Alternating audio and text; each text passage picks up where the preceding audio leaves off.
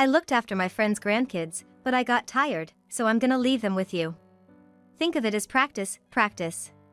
Despite being put on strict bed rest due to a threatened preterm birth, my mother-in-law thrust 3 kids upon me, claiming they're her friend's grandchildren, and began to nap on the sofa. The kids run around the house non-stop, not listening even when I call out to them. In my desperation, I called my husband at work for help. However, he merely responded, "They're family, so you gotta help out your mom," pushing me aside. Out of sheer desperation, I made another call. And as a result, karma caught up with my mother-in-law. My name is Jessica. I got married to Mike, whom I met through a mutual friend, and am currently expecting our first child.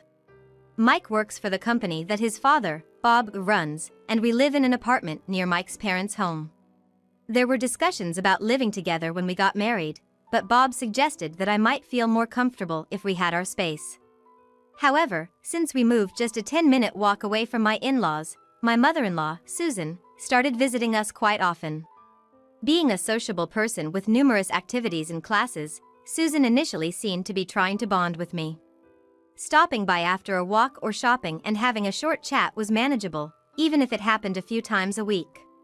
But gradually, her visits became longer, often requiring her to step inside our house. Recently, this has become the norm. Having her over means preparing tea and snacks, and I can't relax or neglect the household chores. Though Susan says, "Make yourself comfortable," it's not that simple. Her visits began to feel like a burden. But I still wanted to maintain a good relationship. It was tough for me to ask her to visit less often. I hoped Mike would speak to Susan, but when I approached him, he merely said that there's no need to be formal with family. He even suggested I learn cooking and household chores from Susan, indirectly expressing his dissatisfaction with me, which was disheartening. There were times I thought it might have been better if we lived together. But that would mean enduring Susan's never-ending stories daily, which were frankly exhausting. Susan doesn't really have any substantial content in her stories. They're often about topics she saw on TV or friends of hers that I don't know. She just talks non-stop. Bob doesn't listen to her, so I guess that's why she comes to my place, hoping for someone to listen. Now that I think about it, even Mike never really paid attention to Susan's stories. Any attentive listener would do for Susan. Proof of that is when she has her social club meetings and can chat to her heart's content, she doesn't come to my place. One day, as I was thinking of ways to reduce Susan's visiting hours, I discovered I was pregnant. Being my first pregnancy, I wanted to find the right timing to tell everyone. However, upon hearing the news, Mike, perhaps too overjoyed, immediately informed Susan and Bob. I appreciate their happiness for us, but I haven't even reached the stable phase of my pregnancy yet. Mike suggested I could get some advice from Susan. He even asked her to check up on me, leading to her visiting even more frequently, sometimes staying for lunch or even dinner.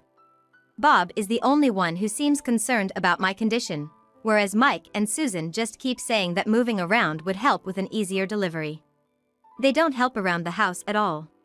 When morning sickness hit harder than I expected and I wanted to lie down, Susan would still come over and meddle with household matters. Maybe it was the stress of those days, but during a routine checkup, I was diagnosed with a risk of preterm birth and was told to rest. The doctor advised me to get support from my family for household chores, but I wasn't sure if that was feasible given the current circumstances. But considering the baby, I knew I couldn't just keep quiet. I decided to talk to Mike as soon as he gets home, ask him to help with chores, and stop Susan's frequent visits. I was hopeful that Mike would understand. But as soon as I laid down on my bed, the doorbell rang repeatedly. I wasn't expecting any visitors, and considering the incessant ringing, I instantly knew it was Susan. She probably knew about my doctor's appointment and timed her visit accordingly. I had just been told to rest. And even if I could stay in bed, with Susan's incessant talking, I wouldn't get any rest. So, I decided to pretend I wasn't home. After ringing the bell for a while and getting no response, Susan finally seemed to give up. Feeling a bit guilty, I closed my eyes hoping to get some sleep. However, to my surprise, I heard Susan's voice inside the house saying, "Are you here?" I heard footsteps approaching, and suddenly my bedroom door opened. "There you are." Why are you in bed in the middle of the day? I had locked the front door, but somehow, Susan was inside. Susan, how did you? Looking puzzled, she flashed a key in front of me. It was a spare key to our house, and it seemed Mike had given it to her without my knowledge. I had repeatedly asked Mike to tell Susan to limit her visits, and I was infuriated to learn that he'd given her a spare key instead. Unfazed, Susan continued to criticize, mentioning how dusty my room was. I informed her of my risk of preterm birth as told by the doctor. I need to rest, so I can't entertain you today. I'll be in bed, I said, hinting that she should leave. But she didn't take the hint and showed no signs of concern. She proceeded to open a window and called out, "Come on in." After that, I heard loud footsteps, and 3 energetic boys I'd never seen before appeared. They were 3 energetic young boys. They all looked somewhat similar, suggesting they might be brothers. While they didn't enter the room immediately, they peeked in from the doorway. I'm babysitting my friend's grandkids, but handling all 3 is quite tiring. I'll take a nap in the living room. You can put them to sleep here. It's a good practice for when you have your child, Susan said nonchalantly. With that, she told the kids to nap with me and swiftly moved to the living room. The boys, interpreting this as permission to enter, rushed into my bedroom. In no time, my bedroom, with only a bed for Mike and me, turned into a playground. The boys showed no intention of napping and began jumping on the bed and playing tag. No matter how much I tried to calm them, they were engrossed in their play. In this chaotic situation, I decided to call Mike for help. I called his work phone and explained the situation, asking him to come home as soon as possible. Mike, the doctor said I'm at risk of preterm birth and told me to rest. But these kids are running around non-stop. Can you please come home? I was genuinely scared at that moment. The kids' actions were becoming more boisterous, and I feared one might accidentally bump into me. I was on the verge of tears, dreading any potential harm to my unborn child. However, even as I pleaded with Mike in a tearful voice, he seemed not to grasp my fear. You can't expect me to just come home, he said in exasperation. Mom's been handling those energetic kids and she's tired. Why don't you help out? Think of it as parenting practice. Shockingly, Mike echoed Susan's sentiment and hung up the phone. Despite my repeated attempts to call him back, he didn't answer, and the children began trying to jump from Mike's bed to mine. I faced the kids and couldn't help but blurt out, "Stop!" in a loud voice. The children looked at me with surprised expressions, and while they did stop their bed-jumping antics, they continued to chase each other around the room. How long were these kids going to be here? When would Susan ever wake up from her nap? Feeling helpless, I clutched my smartphone in despair. It was then that I spotted a certain name on the screen, and in my desperation, I called that person. By the time Susan finally woke up, it was already late in the afternoon. I guess I overslept. I was exhausted from playing with the kids. She yawned and got up to find the kids. But the previously noisy kids were now silent. Susan peeked into the bedroom where she last saw the children, but no one was there. When she finally made her way to the kitchen, she was in for another shock. The 3 children were quietly sitting at the dining table, munching on snacks. Lying on the couch, watching over them, was me, and standing next to me was Bob's sister, Kate. You finally woke up, said Kate when she noticed Susan's entrance. Indeed, in my desperation, the person I'd turned to was Kate. Living just an hour's drive away, she came immediately after I called her. Since the wedding, Kate had taken a special liking to me. Apparently, Kate had always wanted a daughter, but never had children of her own. She seemingly saw me, her nephew's wife, as the daughter she never had. When I shared the news of my pregnancy, Kate, having been a nurse and having worked in pediatrics for a long time, reassured me, saying, "If you ever need help or advice, don't hesitate to reach out." Never did I expect that challenge to involve Susan, but Kate, without a hint of annoyance, had come to help. The children, who had been running around non-stop, immediately calmed down upon Kate's arrival and soon took their afternoon naps. Exhausted from their playtime and under Kate's guidance, they drifted off quickly. The children had been playing non-stop and were undoubtedly exhausted. In the silence of the room, where only the soft breathing of the sleeping kids could be heard, I finally let out a sigh of relief. After the kids took their nap, I filled Kate in on everything that had transpired.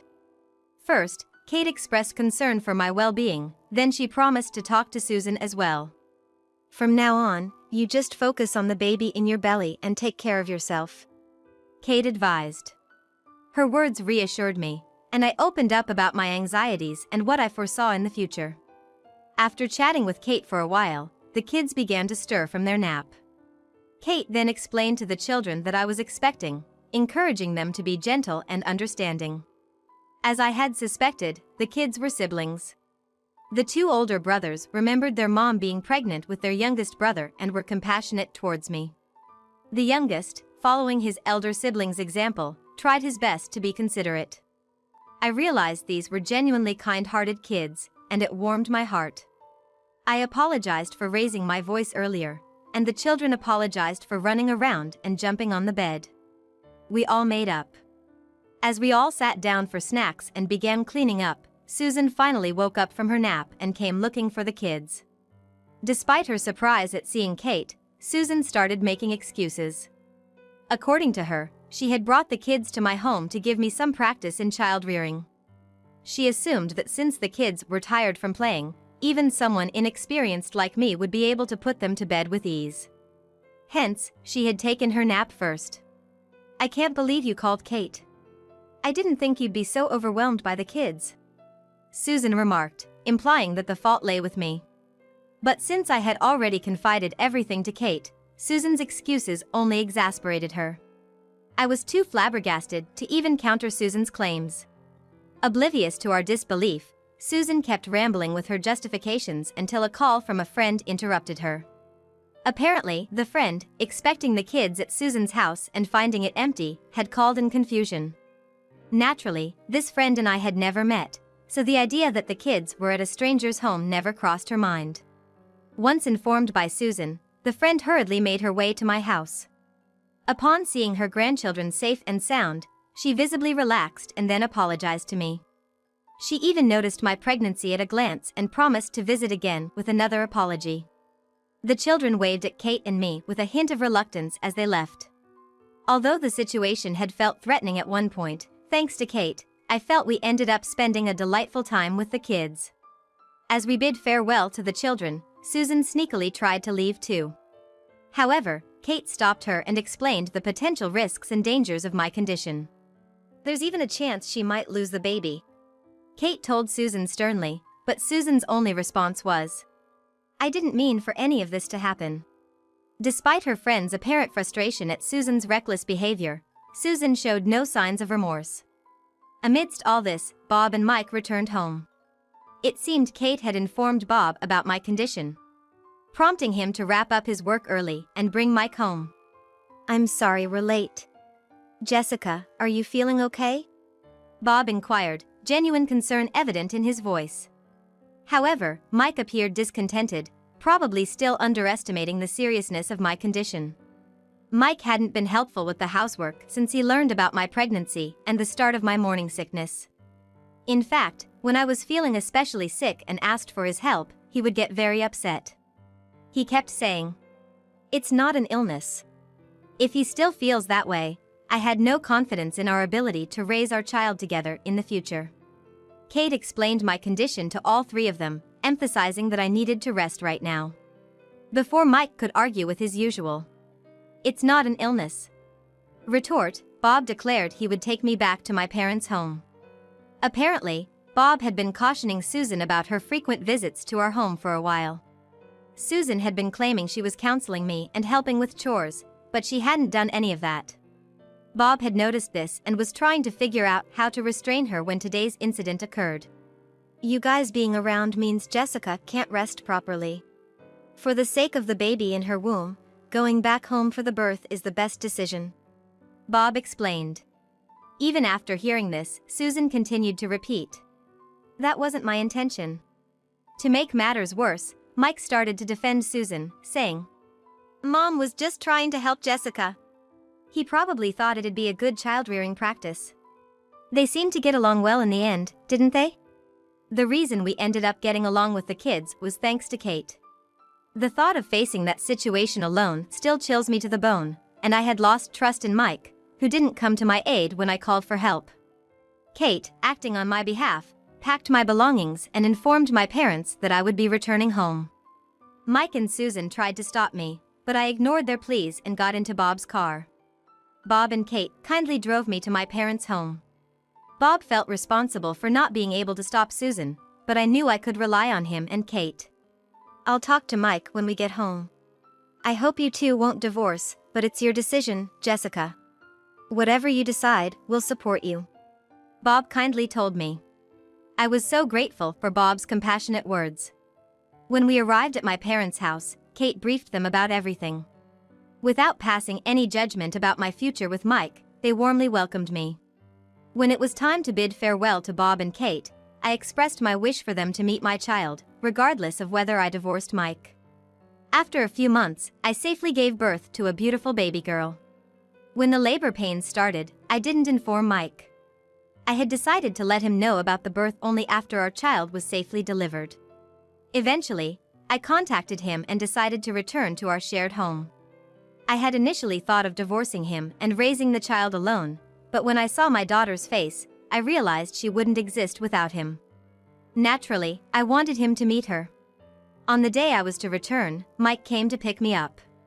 When he saw our daughter outside my parents' house, he teared up and whispered, "Thank you." To me.